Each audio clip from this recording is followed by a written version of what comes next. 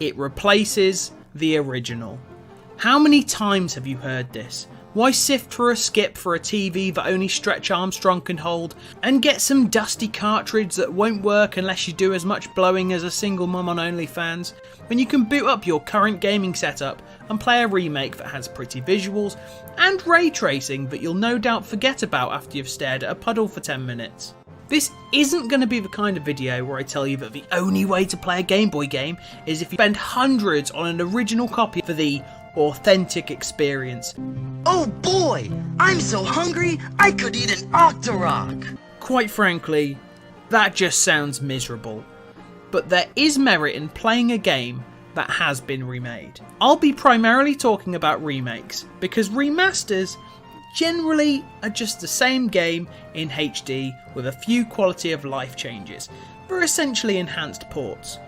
Most of the time. This isn't a teardown of remakes either. I do actually believe that they have a place in the industry. A remake can be paramount to revitalising a franchise. Crash Bandicoot 4, for example, would definitely not exist if the Insane trilogy wasn't so popular. Sometimes it's a reminder to the developers of what made those franchises great in the first place, after they've strayed far away from what made them so beloved. If you haven't gotten access to a PC where you can sin, or if you only have the latest console, it's still an acceptable way to experience these stories. I'd rather someone play Shadow of the Colossus remake than just not experience Shadow of the Colossus at all. However, I'm going to explain why I think that the original versions of games that have been remade are still worth playing, and in some ways, how they are even better. Artistic intent is a really hard thing to measure, unless you can just sit down with a game developer and ask them why they picked a particular lighting choice in a scene, or why they chose specific game mechanics, and even if you do, sometimes the limitations are what makes some of these happy accidents that are so nostalgic to people. But a remake team might take one look at it and think, well, I can't see very far in front of me, can I? Let's tone that down. Sometimes a change that seems like a no-brainer causes issues. Most people would agree that making every Crash game control the same is for the best. But when you copy over the exact same level design wholesale and make Crash in Crash 1 control like you did in 2 and 3, you get a remake that's harder to execute jumps than the original.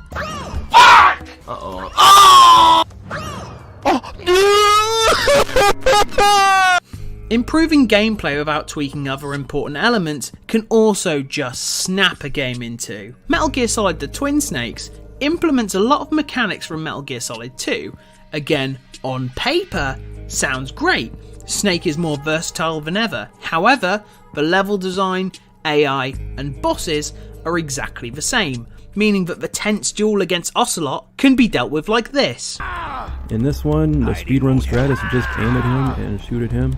He'll always miss his second shot at you directly, so you don't have to dodge.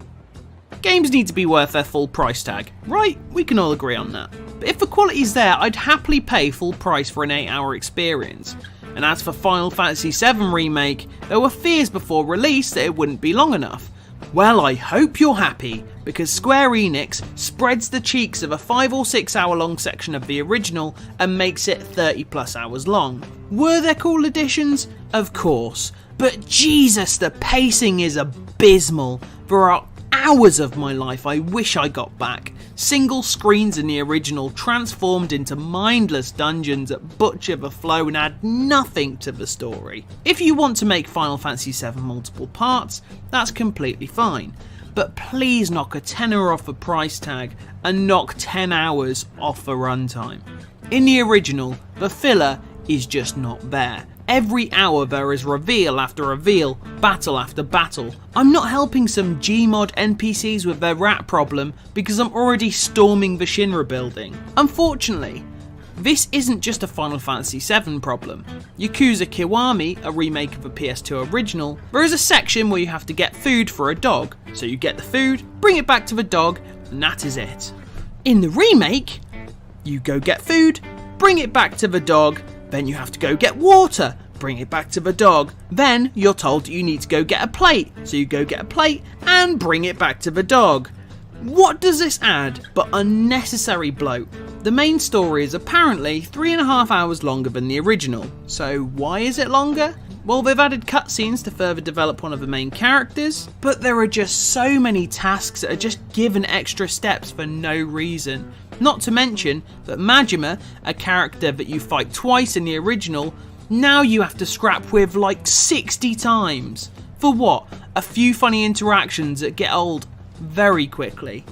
Now the 3 scenes that he appeared in the original are lost of all dramatics and thematics. There's a weird disconnect between the original stuff that had a lot more serious tone and the new stuff which has the wacky antics that's more in line with the modern games. It creates a contrast that I don't think really works. The look and vibe of the originals, I feel Final Fantasy VII Remake and Resident Evil 2 Remake just nail. But sometimes, a remake couldn't care less about emulating that original tone. What about the Ratchet & Clank remake / reboot / movie tie-in? In the original PS2 game, Ratchet was a bit of a dick. He shot dudes with guns haphazardly bolted together, and he definitely didn't care about anyone but himself. As soon as I find Quark, I'm selling you for scrap. It's only when Ratchet bonds with Clank over the course of the game that he finally loses that edge and builds a friendship that will last a lifetime. That Insomniac Games is called a character arc. Now we go to the remake. You've got this plushy looking bitch, but so cute and cuddly. Everything is so shiny and we have jokes that are actually funny like this. Look, plumber's crack. What did you just say? I said, look, the plumber's back. Replaced with shit like this. The kids love their social medias. Hashtag Gadgetron.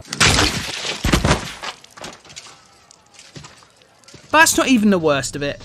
Even if I could just switch my brain off and just enjoy the gameplay, I would find it somewhat excusable. But unlike Final Fantasy VII Remake that had too much content, this game has less content than the original.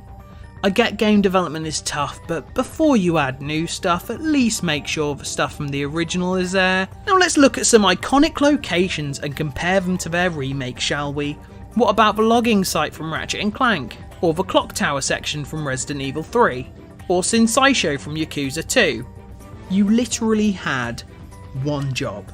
I can make an entire video about Yakuza Kiwami 2. They didn't even bother adding reflections to their bloody floors, because instead of putting time towards that, they decided to add stuff like this. Now let's touch on Resident Evil for a second. The remake of 1 and the remake of 2 and 3 are completely different beasts. 1 is a faithful adaptation that improves on everything, apart from the voice acting. That was too close. You were almost a Jill sandwich. You're right. But it has enough callbacks to the original and subversions that I'd still recommend that you play the PS1 game too. 2 and 3 have often been referred to as reimaginings, as yes, they have the same basic framework for the narrative, but for the most part, they're different games. I adore these remakes, but they do lack the branching story paths, at least to the same degree as the originals, and have a gameplay style that's quite dissimilar. So honestly, there's no reason not to play both. And that's kind of what I'm getting at.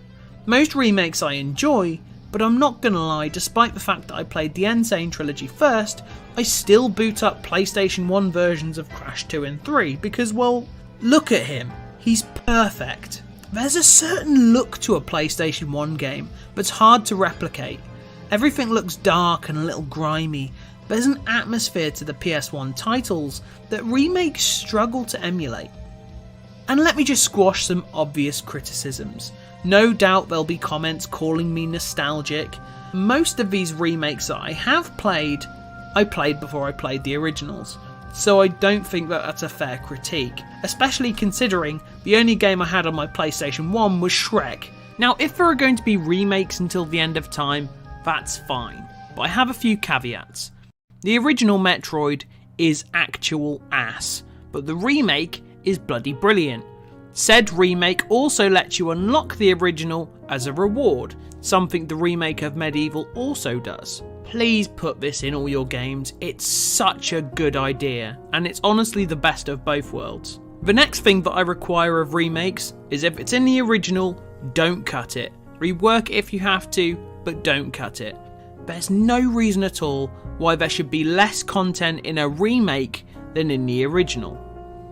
Now the next thing I want is probably the hardest thing you can do, which is try to capture the essence of the original. This is hard to accomplish, but if you want to modernise the gameplay and the graphics, try not to water down the stylish visuals. It should reflect the time period of its release without reflecting the technology. Of course, I want your quality of life changes like your auto-saving, button mapping, that sort of thing. But the most important thing of all is if remakes are here to stay, then please game companies, let us access the original too. We all have attachments to games for different reasons, and I think every version of every game should be available, even if it means you have to buy it again. So if you can buy the original on current consoles, do it. If not, get that shit running on your PC, your phone, anywhere. Just make sure you give these games a try, because every remake was only remade because the original was pretty great, and a lot of the time, they still are.